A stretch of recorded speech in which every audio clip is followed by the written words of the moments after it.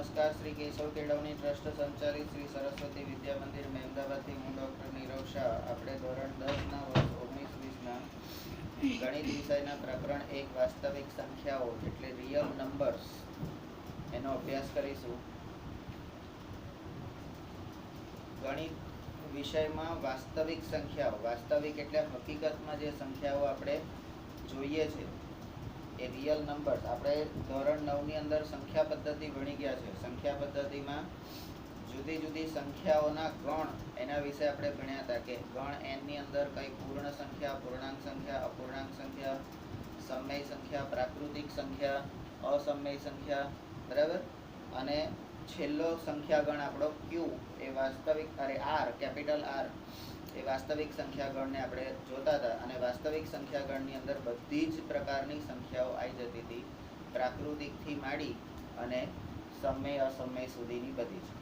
તો real number એની અંદર 6 topic આપણે ભણવાના છે. પહેલો ટોપિક છે પ્રાસ્તવિક, પછી સેકન્ડ નંબર યુક્લિડનું ભાગાકારનું પૂર્વ પ્રમેય, અંકગણિતનું મૂળભૂત પ્રમેય, અસમય સંખ્યાઓનું પુનરાવર્તન, સમય સંખ્યાઓ અને તેના દશાંશ નિરૂપણનું પુનરાવર્તન. હવે જે આ પુનરાવર્તન છે એ તમે 9મા ધોરણમાં શીખી ગયા છો એવું તમારે જોવાનું. અને છેલ્લે છે સારાંશ. વાસ્તવિક સંખ્યાઓના પ્રકરણમાં આપણે જે રીતે ભણીએ છીએ એ જ રીતે આપણે સ્ટાર્ટ કરીશું કે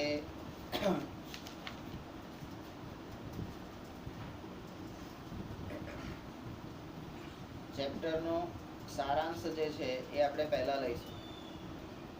તો ચેપ્ટરનો સારાંશ તમારો શું કે છે?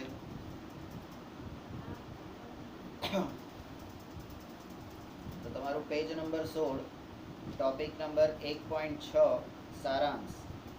આ પ્રકરણમાં તમારે નીચેના મુદ્દાઓનો અભ્યાસ કરવાનો છે. નંબર 1, યુક્લિડનું ભાગાકારનું પૂર્વ પ્રમેય. યુક્લિડનું ભાગાકારનું પૂર્વ પ્રમેય એ પ્રમેયનું વિધાન શું છે? તો આપેલ ધન પૂર્ણાંકો a અને b ને સંગત a બરાબર bq પ્લસ r, a બરાબર bq પ્લસ r, જ્યાં 0 less than equal to r less than b નું સમાધાન કરે એવી અનન્ય એટલે આપણને આગળ આપણે બહુપદીમાં શીખી ગયા છે, દ્વિચલમાં શીખી ગયા છે. અનન્ય એટલે એકને માત્ર એક. એવી પૂર્ણ સંખ્યાઓ q અને r નું અસ્તિત્વ છે. આ બંને એક સાથે શૂન્ય નથી, બરાબર. બંને એક સાથે શૂન્ય નથી કારણ કે તમે સૂત્ર જુઓ, a બરાબર bq પ્લસ r, a બરાબર bq પ્લસ r. એમાં q અને r જો એ બંને એક સાથે શૂન્ય, જો એ r શૂન્ય હોય તો bq નો જવાબ મળે, પણ q અને r બંને શૂન્ય હોય તો આખું પદ 0 થઈ જાય, બરાબર.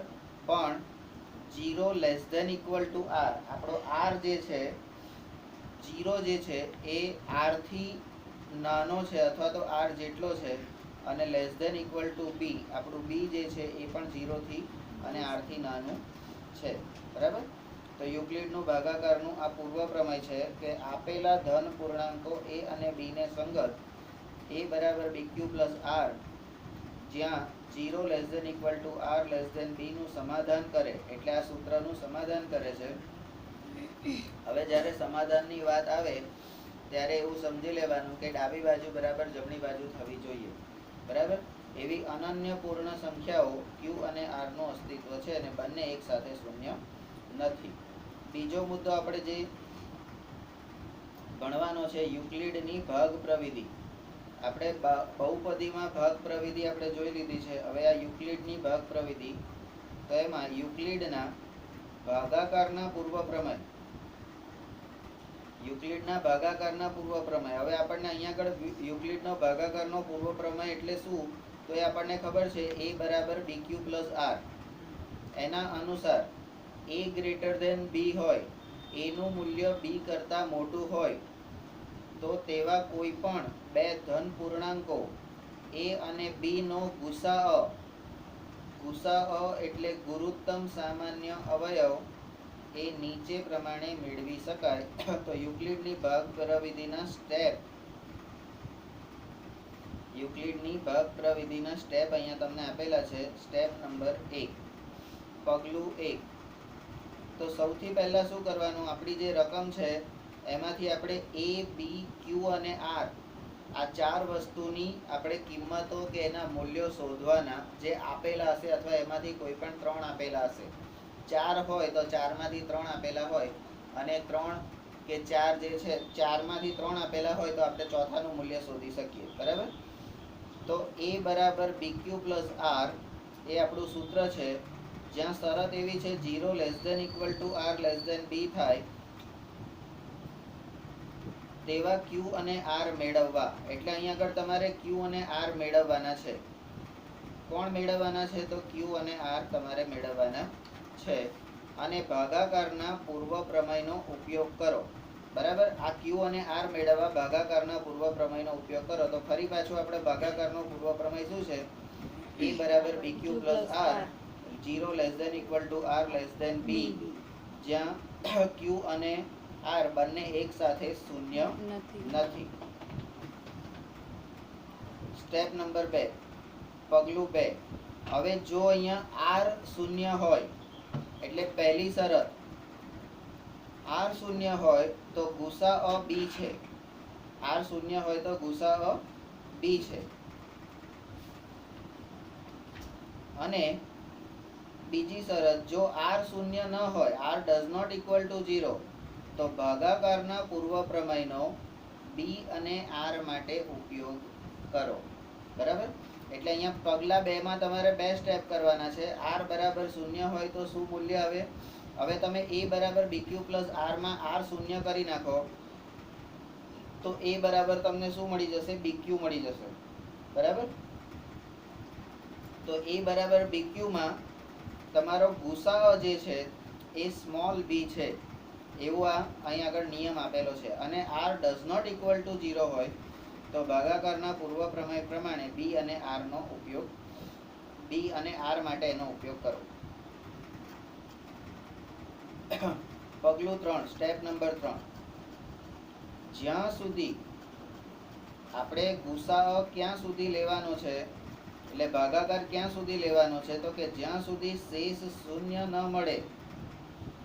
આપણે નાના હતા ત્યારથી ભાગાકાર કરીએ છીએ ને જ્યાં સુધી શેષ શૂન્ય ના થઈ જાય ત્યાં સુધી આપણે ભાગાકાર કરતા જ જઈએ છીએ. તો શેષ શૂન્ય ન મળે ત્યાં સુધી આ પ્રક્રિયા ચાલુ રાખો. અને જે ટાઈમે શેષ શૂન્ય થઈ જાય તે તબક્કે ભાજક, આ ભાજક એટલે કોણ? જે ભાગનાર છે એ, ભાજક એટલે ભાગનાર, એ ગુસાઅ એ અલ્પવિરામ B થાય. અને એનો ત્રીજો મુદ્દો, વળી ગુસાઅ એ અલ્પવિરામ B, ગુસાઅમાં તમારી A ની અને B ની કિંમત એ જ તમારી ગુસાઅ B અને R ની કિંમત થાય. બરાબર? એટલે આ ગુસાઅ A અલ્પવિરામ B બરાબર ગુસાઅ B અલ્પવિરામ R. બરાબર? તો આટલી વસ્તુ આપણે ધ્યાનમાં લેવાની છે. હવે આ ત્રીજો મુદ્દો આપણો છે અંકગણિતનું મૂળભૂત પ્રમેય.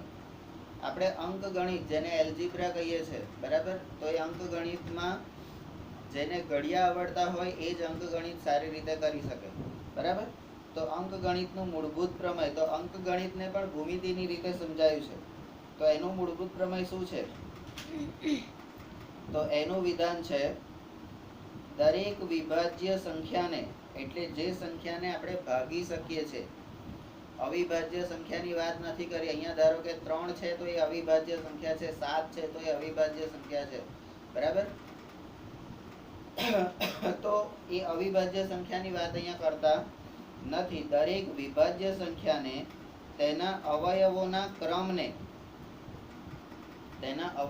ક્રમને, હવે કોઈ પણ સંખ્યા છે એને આપણે ભાગાકાર કરીએ તો ધારો કે એક કોમન સંખ્યા આપણે લઈએ તો 2, અરે 4 સંખ્યા લઈએ તો 4 ને આપણે પહેલા 2 વડે ભાગી શકીશું. એટલે પહેલો અવયવ એનો 2 આવશે, પછી એનો બીજો અવયવ 1 આવશે, 2 અને 1, તો એ એના અવયવ આયા, બરાબર. તો એના ક્રમને અવગણીને અવિભાજ્ય સંખ્યાઓના ગુણાકાર, આજે અવિભાજ્ય સંખ્યાઓના ગુણાકાર તરીકે અનન્ય રીતે દર્શાવી શકાય છે. વિભાજ્ય સંખ્યાના અવયવો, વિભાજ્ય સંખ્યાના અવયવો, અને એમાં એનો ક્રમ ગમે તે હોય, પણ એની અંદર જે અવિભાજ્ય સંખ્યા છે, એટલે ધારો કે તમે કોઈ પણ એક સંખ્યા લો કે જે સંખ્યાનો તમે 4 9 તમે સંખ્યા લો છો, 9, તો 9 ને ભાગ ચલાવો છો તો 3 તરી 9 અને 3 એકા 3, તો અહીંયા 1 અને 3 એ બે એના અવયવ આયા, તો એમાં અવિભાજ્ય સંખ્યા કઈ છે? તો 3, બરાબર. એક અવિભાજ્ય સંખ્યામાં આવશે, કારણ કે 1 નો ભાગાકાર 1 વડે થાય જ છે. પણ આપણે અવિભાજ્યતાની ચાવીઓ જે નાના ધોરણમાં શીખ્યા હતા, ત્યારે 1, 3, 7 આવી બધી સંખ્યાઓને આપણે અવિભાજ્ય સંખ્યાઓ કહેતા હતા. તો અહીંયા 3 અને 1 એ બંનેનો જે સરવાળો થાય એ એનો ગુણાકાર, અવિભાજ્ય સંખ્યાઓનો ગુણાકાર તરીકે, એટલે અવિભાજ્ય 3 એકા 3, તો એને અંકગણિતનું મૂળભૂત પ્રમેય કહેવાય, અને એને અનન્ય રીતે, એટલે એકને માત્ર એક રીતે દર્શાવી શકાય. ચોથો ટોપિક જે ભણીએ છે, જો P અવિભાજ્ય હોય, P અવિભાજ્ય હોય અને a સ્ક્વેર a નો વર્ગ એ P વડે વિભાજ્ય હોય, તો a અને a પણ P વડે વિભાજ્ય છે. a સ્ક્વેર હવે વિભાજ્ય હોય, જેનો વર્ગ વિભાજ્ય હોય, તો એ વર્ગમૂળ પણ એનું વિભાજ્ય થાય. સ્ટેપ નંબર 5, એટલે 5મો નંબરનો ટોપિક જે આપણે ભણવાનો છે. હવે વર્ગમૂળમાં 2 અને વર્ગમૂળમાં 3 એ અસમય સંખ્યા છે એવું આપણે સાબિત કરવાનું છે. યાદ કરો તમારું પેલું વર્ગમૂળ કુંતલ, વર્ગમૂળ કુંતલ, બરાબર. 1 એકમની ત્રિજ્યા વાળો કાટકોણ ત્રિકોણ બનાવી, વર્ગમૂળમાં 1, પછી વર્ગમૂળમાં 2, વર્ગમૂળમાં 3, વર્ગમૂળમાં 4 ના આવે, વર્ગમૂળમાં 5, બરાબર. તો વર્ગમૂળમાં 1, વર્ગમૂળમાં 3, વર્ગમૂળમાં 5, વર્ગમૂળમાં 7, એ રીતે. એટલે 1, 3 અને 5 નું જે મૂલ્ય હતું એ આપણે અસમય સંખ્યા ગણતા હતા. તો વર્ગમૂળમાં 2 અને વર્ગમૂળમાં 3 એ અસમય સંખ્યા છે, આવું આપણે સાબિત કરવાનું છે. નંબર 6, જેનું દશાંશ નિરૂપણ શાંત છે. હવે આપણે દશાંશ પદ્ધતિની અંદર શાંત દશાંશ પદ્ધતિ, બરાબર, શાંત દશાંશ પદ્ધતિ શીખી ગયા છે, બરાબર. શાંત એટલે શું?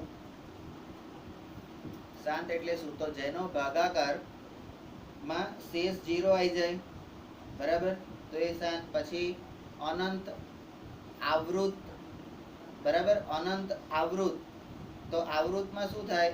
કોઈ સંખ્યાનું જૂથ હોય 1, 2, 3, બરાબર, અને એ 3, 1, 2, 3, તો ફરી ભાગાકાર કરો તો ફરી 1, 2, 3, ફરી ભાગાકાર, તો એક જૂથ, તો એ આવૃત. અને અનંત એટલે તમને સંખ્યાઓ, એનો ભાગાકારનો કોઈ અંત નથી, બરાબર. તમારે એને dot dash dash dash dash dash કરીને, તો એ 3 વસ્તુ આપણે શીખી ગયા છે.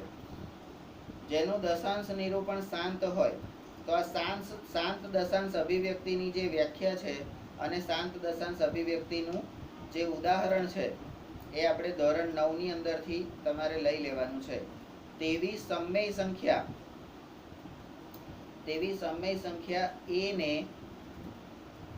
કોઈ પણ સમય સંખ્યાને આપણે p/q ના સ્વરૂપમાં ફેરવતા હતા.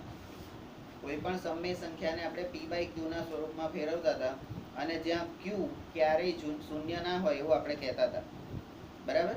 તો p/q ના સ્વરૂપમાં દર્શાવી શકીએ.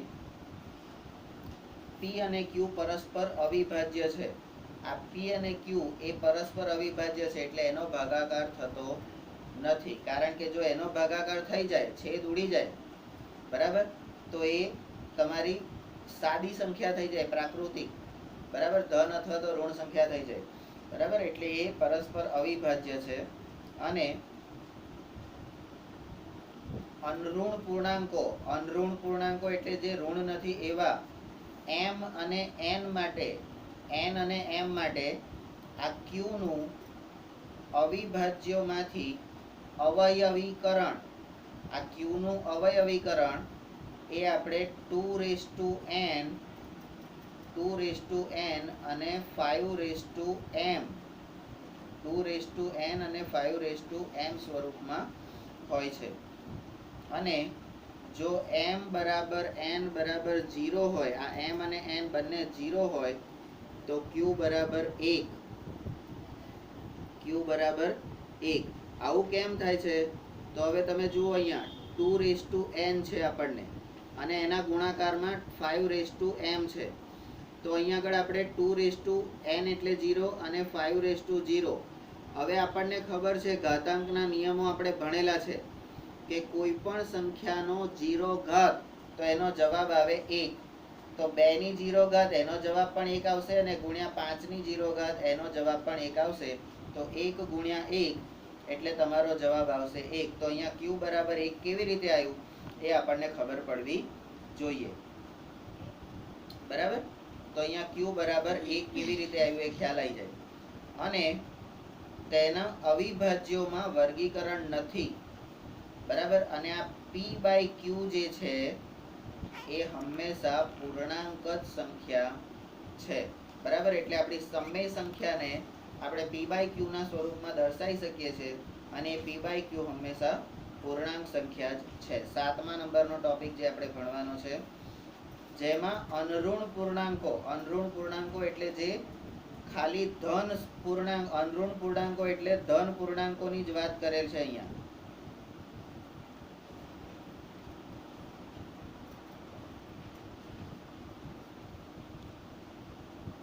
તો અનઋણ પૂર્ણાંકો n અને m માટે આ q નું અવિભાજ્યોમાં અવયવીકરણ 2n ગુણ્યા 5m સ્વરૂપનું હોય તો તેવી સમય સંખ્યા x બરાબર p/q નું દશાંશ નિરૂપણ કેવું હોય છે? શાંત હોય છે. બરાબર? તો આ 6 અને 7 એ એકબીજાના પ્રતિપ્રમેય, આને આપણે પ્રમેય ગણીએ તો આ 7 નંબર તમારું પ્રતિપ્રમેય છે. બરાબર? એને તમે ફરીથી બંનેને જુઓ તો જેનું દશાંશ નિરૂપણ 7 હોય એવી સમય સંખ્યા a ને આપણે p/q ના સ્વરૂપમાં દર્શાવી શકીએ. અને જ્યાં p અને q પરસ્પર અવિભાજ્ય છે, અનઋણ પૂર્ણાંકો m માટે q નું અવિભાજ્યોમાં અવયવીકરણ 2n into 5n સ્વરૂપમાં હોય. હવે એનું ઉલટું, તો જેમાં અનઋણ પૂર્ણાંકો m અને n માટે q નું અવિભાજ્યોમાં અવયવીકરણ 2n ગુણ્યા 5m સ્વરૂપનું હોય તો તેવી સમય સંખ્યા x બરાબર p/q નું દશાંશ નિરૂપણ એ શાંત હોય છે. બંને એકબીજાના પ્રતીક, 6 અને 7 એકબીજાના પ્રતીક છે. 8 નંબરનો મુદ્દો, જેમાં અનઋણ પૂર્ણાંકો m અને n માટે q નું અવિભાજ્યોમાં અવયવીકરણ એ 2n ગુણ્યા 5m સ્વરૂપનું ના હોય તો તેવી સમય સંખ્યા x બરાબર p/q નું દશાંશ નિરૂપણ અનંત અને આવૃત હોય છે. અનંત અને આવૃત. બરાબર? અનંત સુધી એના ભાગાકારનો કોઈ અંત આવતો નથી અને એ આવૃત એટલે એની કિંમતો થોડા અંતરે જૂથ બનીને ફરી એની એક સંખ્યા આવતી હોય છે. આ વસ્તુ આપણે જોવાનું છે. બરાબર? હવે અહીંયા આપણી જાણકારી માટે વાંચકને એક નોંધ આપેલી છે. તમે જોયું કે ધન પૂર્ણાંકો p, q અને r, એટલે આપણી રકમ જે છે એને આપણે p, q અને r સ્વરૂપમાં ફેરવી કાઢીશું. તો ધન પૂર્ણાંકો p, q અને r માટેનો ગુસાઅ જે છે એ કૌંસમાં pqr ગુણ્યા લસાઅ કૌંસમાં pqr does not equal to p ગુણ્યા q ગુણ્યા r. આ તમારો પ્રશ્ન 8 એ આવશે. બરાબર? એની અંદર આપણે જોવાનું છે. આમ છતાં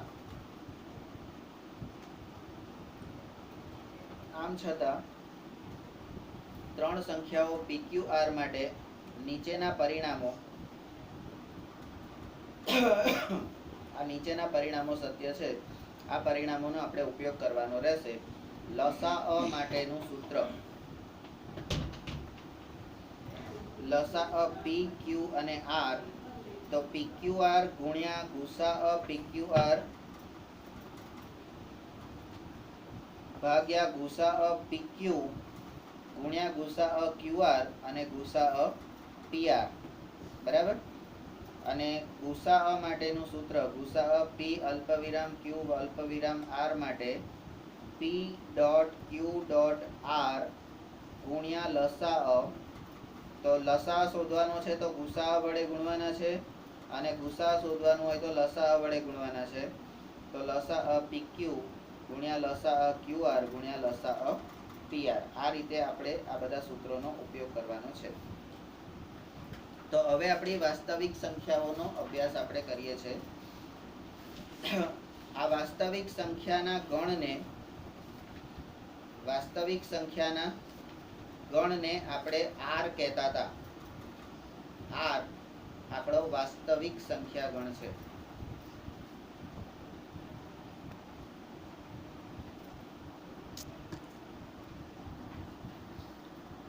પ્રાસ્તવિક નંબર 1. ધોરણ 9 માં તમે વાસ્તવિક સંખ્યાઓની દુનિયામાં ડોક્યું કર્યું અને તમને અસમય સંખ્યાઓ પણ મળી.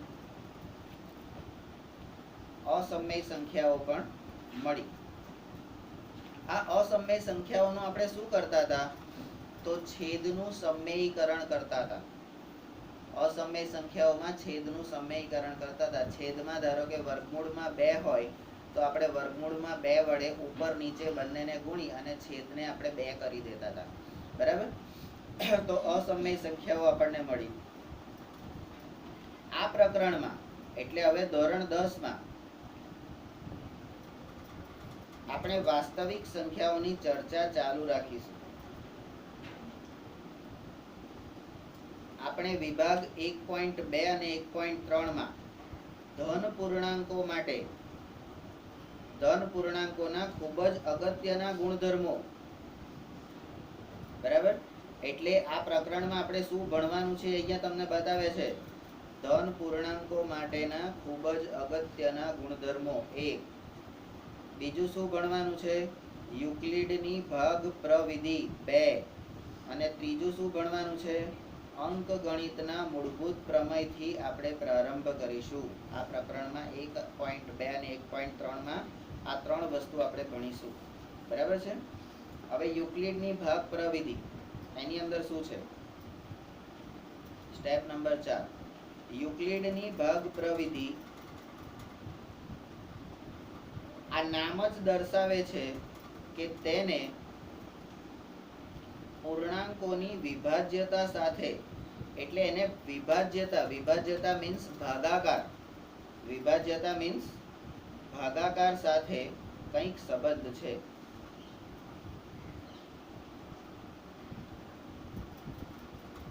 નંબર 5. સરળ ભાષામાં કહીએ તો કોઈ પણ ધન પૂર્ણાંક a ને બીજા કોઈ ધન પૂર્ણાંક b વડે ભાગવામાં આવે તો અનઋણ શેષ r વધે. અનઋણ શેષ એટલે માઇનસ ના હોય એવી. તો આ વસ્તુને આપણે અહીંયા આગળ આવી રીતે સમજાવીએ.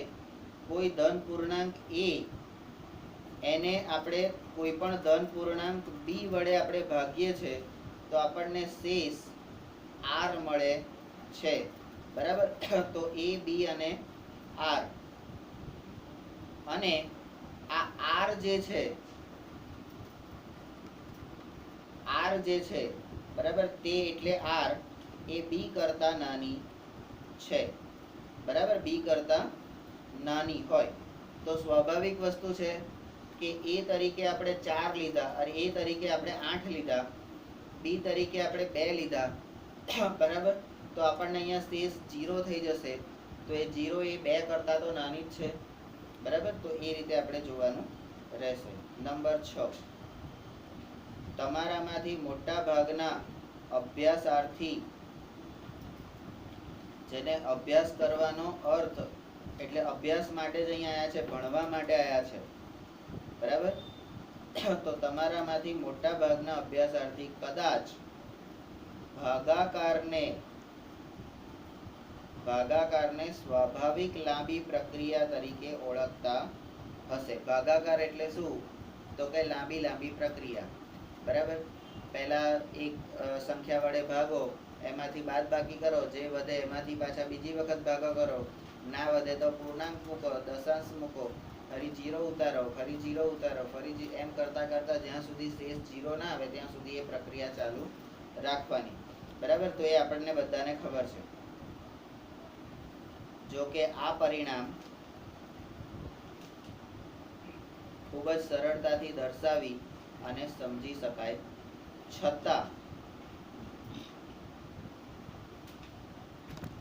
છતાં પૂર્ણાંકોની વિભાજ્યતાના ગુણધર્મો આપણે જે લેવાનું છે ધ્યાનમાં, પૂર્ણાંકોની વિભાજ્યતાના ગુણધર્મો સંબંધી તેના ઘણા બધા ઉપયોગો છે.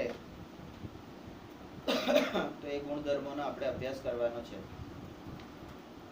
નંબર 9, આપણે તેમાંના કેટલાકને સમજીશું.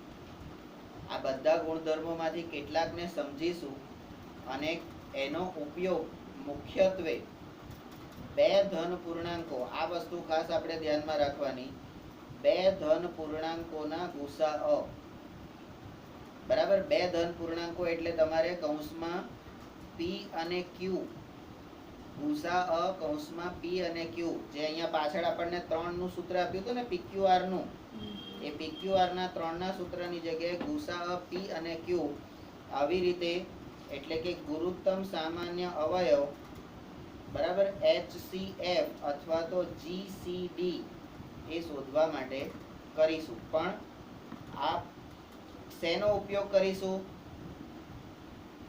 તો ઉપયોગ શેનો? તો કે પૂર્ણાંકોની વિભાજ્યતાના ગુણધર્મોનો ઉપયોગ આપણે કરવાનો છે, બરાબર? અને એને સમજીને એનો ઉપયોગ શેના માટે કરવાનો છે? શેના માટે ઉપયોગ કરવાનો છે? તો કે બે ધન પૂર્ણાંકોના ગુસાઅ શોધવા માટે કરવાનો છે, બરાબર છે? સ્ટેપ નંબર 9 પછી 10. અન્ય પાસા આપણે જે ભણવાના છે, એટલે આપણે પૂર્ણાંકોના વિભાજ્યતાના ગુણધર્મો એ ભણવાનું છે. એના અન્ય પાસા એટલે બીજી બાજુ જોઈએ તો અંકગણિતના મૂળભૂત પ્રમેયમાં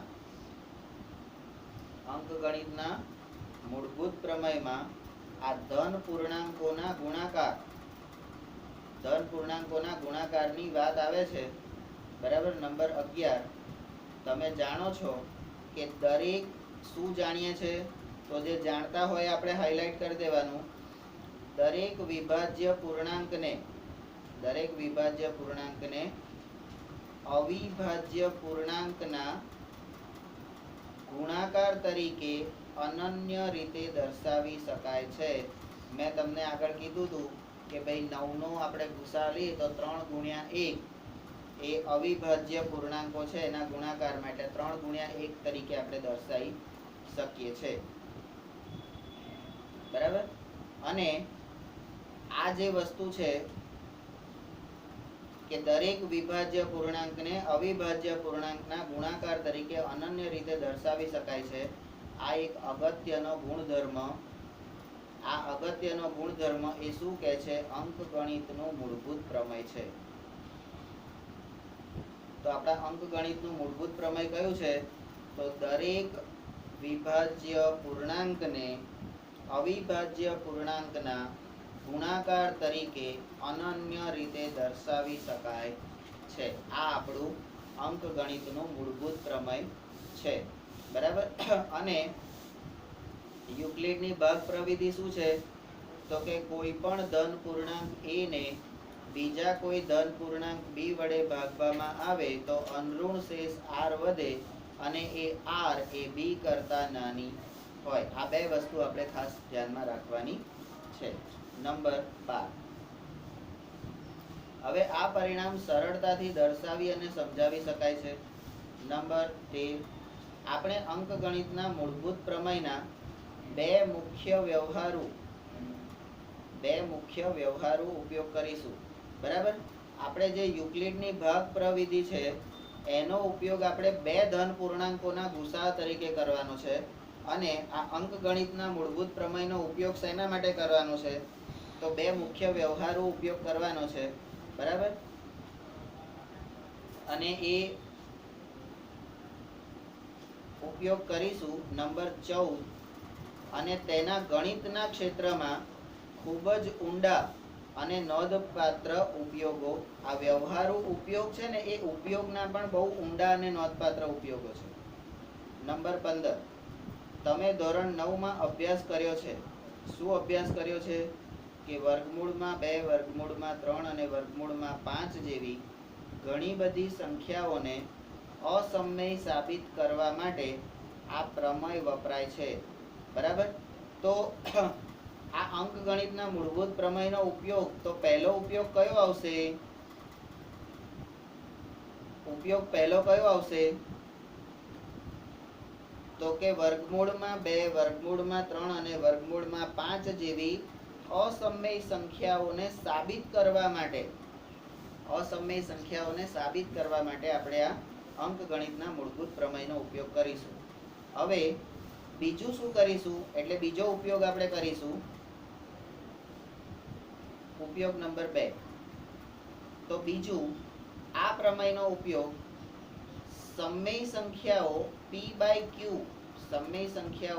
by q જ્યાં q does not equal to 0 ની દશાંશ અભિવ્યક્તિ ક્યારે શાંત હોય અને ક્યારે અનંત આવૃત હોય એ જાણવા માટે થાય છે. એટલે આપણા બે ઉપયોગો અંકગણિત નું મૂળભૂત પ્રમેય, એના બે ઉપયોગો, ઉપયોગ નંબર 1 અને ઉપયોગ નંબર 2. પહેલો શું છે? અસમય સંખ્યા સાબિત કરવા માટે, અને બીજું સમય સંખ્યાની દશાંશ અભિવ્યક્તિ શાંત કે અનંત આવૃત ક્યારે થાય એ જાણવા માટે. બરાબર. આ બે વસ્તુ એનો ઉપયોગ કરી શકીશું. નંબર 16 અને નંબર C.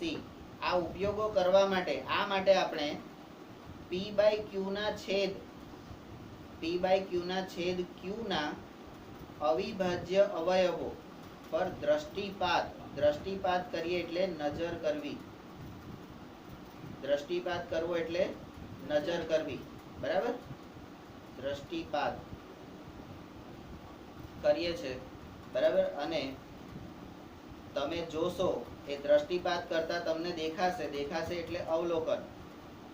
તમને જે દેખાય અવલોકન કે q નું અવિભાજ્ય અવયવોમાં અવયવીકરણ એ p by q ની દશાંશ અભિવ્યક્તિનું સંપૂર્ણ સ્વરૂપ નક્કી કરે છે. આ સંપૂર્ણ સ્વરૂપમાં શાંત સ્વરૂપ પણ હોઈ શકે અને અનંત આવૃત પણ હોઈ શકે. બરાબર. એ કોઈ પણ સ્વરૂપ, એ સંપૂર્ણ સ્વરૂપ એનું નક્કી કરે છે. તો નંબર 16. આથી ચાલો આપણે નિરીક્ષણ દ્વારા, એટલે આ અવલોકનનું જે નિરીક્ષણ કર્યું, દ્રષ્ટિપાત જે કર્યો, એના દ્વારા અભ્યાસનો પ્રારંભ કરીએ. તો આ પ્રાસ્તવિકની અંદર આપણે જે બે મુદ્દા લેવાના છે, એક તો યુક્લિડની ભાગવિધિ શું છે, એના દ્વારા આપણે એનો ઉપયોગ શેમાં કરવાનો છે, એક વસ્તુ. એટલે યુક્લિડની ભાગવિધિ શું છે, એનું વિધાન અને એનો ઉપયોગ ક્યાં કરવાનો છે, શેના માટે કરવાનો છે એ. બરાબર. બીજું છે અંકગણિતનો મૂળભૂત પ્રમેય. તો એનો પણ જે વિધાન છે, અંકગણિતનો મૂળભૂત પ્રમેય શું છે, તો એનું વિધાન. પછી એના બે મુખ્ય વ્યવહારુ ઉપયોગો, તો કયા? એ બે વ્યવહારુ ઉપયોગ આવ્યા, તો એની અંદર પાછું શું કરવાનું, તો કે અવલોકન કરવાનું. અવલોકન કરીને શું કરવાનું, તો p by q નું, કોનું, તો કે q ના અવિભાજ્ય અવયવોમાં અવયવીકરણ p by q ની દશાંશ અભિવ્યક્તિનું સંપૂર્ણ સ્વરૂપ નક્કી કરી શકાય છે. અને આ જોઈને હવે આપણે અભ્યાસનો પ્રારંભ કરીશું. બરાબર. તો હવે આપણા અભ્યાસનો આપણે પ્રારંભ કરીએ છીએ. આપણો પહેલો ટોપિક હવે આવશે એટલે 1.2. કારણ કે આપણે અહીંયા આગળ પ્રસ્તાવિકમાં જ આપણે કીધું છે કે આ પ્રકરણમાં વાસ્તવિક સંખ્યાઓની ચર્ચા ચાલુ રાખીશું અને 1.2 ને 1.3માં આપણે જે 3 વસ્તુ ભણવાની છે, ધન પૂર્ણાંકોના ખૂબ જ અગત્યના ગુણધર્મો, યુક્લિડની ભાગ પ્રવિધિ અને અંકગણિતના મૂળભૂત પ્રમેય. બરાબર? તો આપણે અત્યારે જે શરૂઆતમાં આવશે એ હું માનું છું ત્યાં સુધી તમારા ધન પૂર્ણાંકોના અગત્યના ગુણધર્મો આવશે. યુક્લિડનું ભાગાકારનું પૂર્વ પ્રમેય. યુક્લિડનું ભાગાકારનું પૂર્વ પ્રમેય. બરાબર? તો નંબર 1,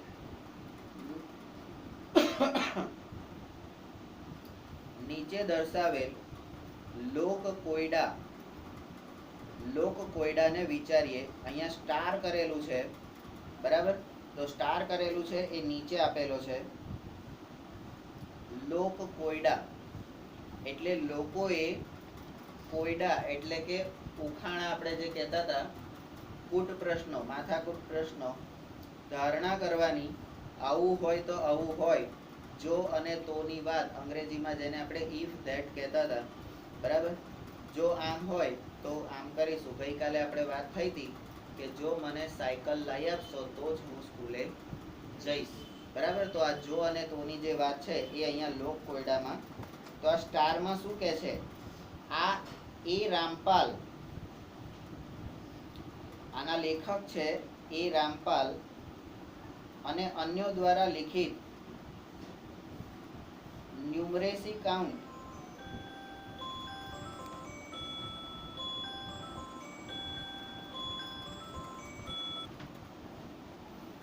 તો ન્યુમરેસી કાઉન્ટ એનો આપણે અભ્યાસ કરવાનો છે. લોક કોયડા. બરાબર? આ કોયડા એટલે એવી વસ્તુ છે કે તમને એક વસ્તુ કીધી હોય, ઘણી વખત તમે, અમે તો નાના હતા ત્યારે આવું બધું કરતા હતા, તમે કરો છો કે નહીં મને ખબર નહીં.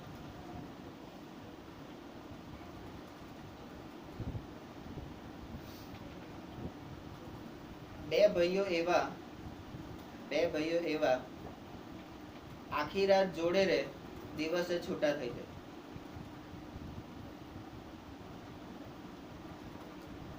તો આ શું વસ્તુ છે? હા, એટલે એ શું છે? આ વસ્તુ શું છે? આ વસ્તુ શું છે? બરાબર? તો દરવાજા દિવસે ખુલ્લા હોય અને રાત્રે ભેગા થઈ જાય. બરાબર? તો આવી વસ્તુ આપણે કરતા હતા. પછી 3 લોકો હતા. પોપટ, મેના અને ચુંગી. પોપટ, મેના અને ચુંગી. એમાં પોપટ મરી ગયો તો કોણ રહ્યું? તો કોણે ના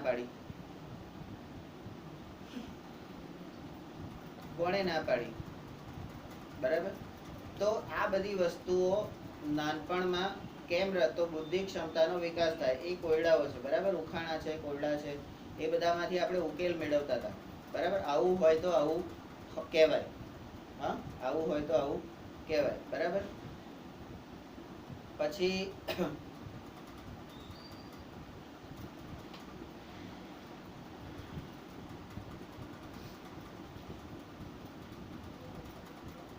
એક ડબ્બીમાં 32 મોતી,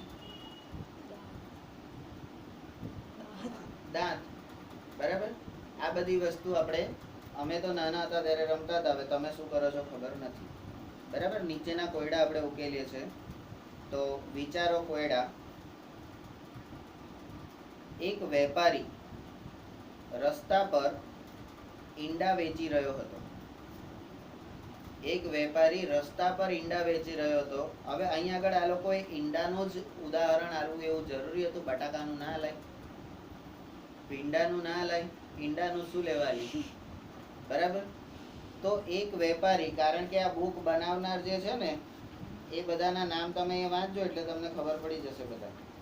બરાબર. તો એક વેપારી રસ્તા પર ઈંડા વેચી રહ્યો હતો, જેની પાસે કંઈ જ કામ ન હતું, એવો એક આળસુ માણસ નવરો એ વેપારી સાથે શાબ્દિક દ્વંદ્વમાં ઉતરી ગયો, માથાકૂટ કરવા માંડ્યો. શાબ્દિક દ્વંદ એટલે માથાકૂટ. આ શાબ્દિક દ્વંદ એટલે ચર્ચા અથવા તો માથાકૂટ. આપણે સાદી ભાષામાં જેને કહીએ લમણા લેવા બેઠો, કારણ કે નવરો હતો. બરાબર. અને તેનું પરિણામ તકરારમાં આવ્યું. આ તકરાર એટલે શું? ઝઘડો. તકરાર એટલે ઝઘડો અથવા લડાઈ. હવે તેણે ઈંડાની ટોપલી ખેંચી લીધી. કોણે? પેલા આળસુ માણસે.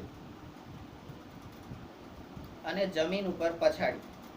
ટોપલી લઈને એને જમીન પર પછાડી. ઈંડા તૂટી ગયા.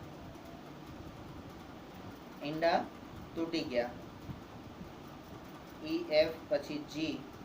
હવે વેપારી જે હતો એ પંચાયત પાસે ગયો. બરાબર. ગામમાં કોઈ પણ ઝઘડો થાય તો પંચ પરમેશ્વર 5 વડીલો ભેગા થઈ અને એનું નિરાકરણ લાવે. આ પંચને પહેલા પરમેશ્વર કહેવાતા હતા. કેમ? તો કે પંચ લોકો એ નિષ્પક્ષ, કોઈની પણ શું કહેવાય, સાઈડ લીધા વગર જે સાચું હોય એવી રીતે પોતાના અનુભવોના આધાર ઉપર એ નિર્ણય લેતા હતા. અને પંચનો જે નિર્ણય હોય એ બધા જ માન્ય રાખતા હતા. તો વેપારી પંચાયત પાસે ગયો H અને પેલા આળસુ વ્યક્તિ પાસેથી તૂટેલા ઈંડાના પૈસા અપાવવા કહ્યું. બરાબર. પંચાયતના સભ્યોને એવું કીધું, સરપંચને કીધું કે ભાઈ આણે મારા ઈંડા તોડી નાખ્યા છે, તમે મને એના પૈસા અપાઈ દો. H પછી I. પંચાયતે પૂછ્યું કે કેટલા ઈંડા તૂટી ગયા હતા. કેટલા ઈંડા? કારણ કે પંચ જે હોય એ પંચ પણ તમને પ્રશ્નો તો પૂછે. આપણે ત્યાં જમીનનું પંચ કેસ કરવા આવ્યા હોય તોય પૂછે કે આ જમીન કોની છે, તમારી પાસે કેવી રીતે આવી, વારસાઈમાં આવી હતી કે તમે ખરીદી હતી તો કેટલામાં ખરીદી હતી, કોની પાસેથી ખરીદી હતી, કોણ પૈસા લેવા આવ્યું હતું, કોણ સહીઓ કરવા આવ્યું હતું. બરાબર. તમારી જમણી બાજુની જમીન કોની છે, ડાબી બાજુની કોની છે, પેલી બાજુની કોની છે, એટલે ખૂંટ તમારા કઈ બાજુ છે એ પણ આપણને ખબર પડે. અંદર તમે લીધી ત્યારે જળ હતા. બરાબર. કારણ કે જમીનોમાં સૌથી મોટા ઝઘડા ઝાડના હોય. આ મારા શેડાનું છે ને આ તારા શેડાનું છે. બરાબર. હવે એમાં ઝાડ ઉપર કોઈનું એવું હોય નહીં, કોઈ ઉગાડ્યા ના હોય, એને જાતે જ બિચારું ઉગ્યું હોય તોય કે આ મારું છે ને મારું છે એમ કરીને ઝઘડે. તો તમે લીધી ત્યારે હતું? તા કે ના. તો કઈથી ઉગ્યું? તા કે એને જાતે ઉગ્યું. મેં રોપ્યું હતું. ભાઈ તે રોપ્યું હતું તો તારું, પણ એને જાતે ઉગ્યું તો કોનું? તો કે જેની સાઈડ હોય એનું. બરાબર. તો એને પંચાયતે પૂછ્યું કે કેટલા ઈંડા તૂટી ગયા. તો I પછી J. તો તેણે આ પ્રમાણે જવાબો આપ્યા. બરાબર. કયા કયા જવાબ આપ્યા છે એ જુઓ તમે. જો ઈંડાને, આ ભાઈએ જવાબો કેવી રીતે આપ્યા છે, એની ટોપલીમાં કેટલા ઈંડા હતા. જો ઈંડાને બે ના સમૂહમાં ગણવામાં આવે, એટલે 2 ની જોડમાં ગણવામાં આવે તો એક ઈંડું બાકી રહે. 2 ની જોડમાં ગણવામાં આવે તો એક ઈંડું બાકી રહે. બરાબર. એટલે મારી પાસે એકી સંખ્યાના ઈંડા હતા એવું કહે છે. આ સંખ્યા એકી સંખ્યા હતી. બરાબર. બીજું એ ભાઈ શું કહે છે કે જો ઈંડાને 3 ના સમૂહમાં ગણવામાં આવે તો 2 ઈંડા બાકી રહે. 3 ના સમૂહમાં ગણવામાં આવે તો 2 ઈંડા બાકી રહે. બરાબર. હવે પછી પાછો શું કહે છે, જો ઈંડાને 4 ના સમૂહમાં ગણવામાં આવે તો 3 ઈંડા બાકી રહે. તો હતા કેટલા? બરાબર. સીધી રીતે જવાબ નહીં આવતો કે ભાઈ આ આટલા હતા, પણ ગોળ જવાબો કેવી રીતે ફેરવે છે. તો આ જે ફેરવે છે એ જ તમારા કોયડા તમને એક્ઝામમાં પણ પ્રશ્નને આ જ રીતે એકદમ સીધો લાગતો પ્રશ્ન, તારા કેટલા ઈંડા તૂટી ગયા, તમારે ખાલી સંખ્યા કહેવાની હતી 10, 50, 100, 200, 500 જે હોય. પણ આ ભાઈ ઊંધા ઊંધા જવાબો આપે છે. નંબર 4, જો ઈંડાને 5 5 ના સમૂહમાં વિભાજન ગણવામાં આવે તો 4 ઈંડા બાકી રહે. બરાબર. પાંચમું, જો ઈંડાને 6 6 ના સમૂહમાં ગણવામાં આવે તો 5 ઈંડા બાકી રહે. અને છઠ્ઠું કે જો ઈંડાને 7 7 ના સમૂહમાં ગણવામાં આવે તો કોઈ પણ ઈંડું બાકી રહેતું નથી. એટલે અહીંયા તમારે 7 ના સમૂહમાં ગણવામાં આવે તો કોઈ ઈંડું બાકી રહેતું નથી. તો તમારા ઈંડાની સંખ્યા એટલી છે કે જે 7 વડે વિભાજ્ય છે. 7 વડે નિશેષ વિભાજ્ય છે, કારણ કે ત્યાં કશું બાકી રહેતું નથી. 2 2 ના સમૂહમાં એટલે 2 વડે ભાગવામાં આવે તો 1 શેષ વધે. બરાબર. 3 વડે ભાગવામાં આવે તો 2 શેષ વધે. 4 વડે ભાગવામાં આવે તો 3 શેષ વધે. 5 વડે ભાગવામાં આવે તો 4 શેષ વધે. અને 6 વડે ભાગવામાં આવે તો 5 શેષ વધે. પણ 7 વડે ભાગવામાં આવે તો એને નિશેષ ભાગી શકાય છે. હવે આપણે શબ્દોમાંથી ધીમે ધીમે ગણિતની ભાષામાં આયા. બરાબર. હવે આ ભાઈએ હજી તો જવાબ પૂરો નથી કર્યો, હજી એનો જવાબ ચાલુ છે. મારી ટોપલીમાં 150 થી વધુ ઈંડા સમાઈ શકે નહીં. મેક્સિમમ તારી ટોપલીમાં કેટલા સમાઈ શકે? તો કે 150 થી વધારે સમાઈ શકે નહીં. એટલે એને મહત્તમ લિમિટ આપી દીધી, પણ હજી કેટલા છે એ બોલતો નથી. કેટલા છે એ બોલતો નથી. બરાબર છે. મિનિટ્સ કેટલી થઈ? 47. બરાબર. તો 47 મિનિટ તો આપણે અહીંયા આગળ જ અટકી જઈશું. કટ કરો.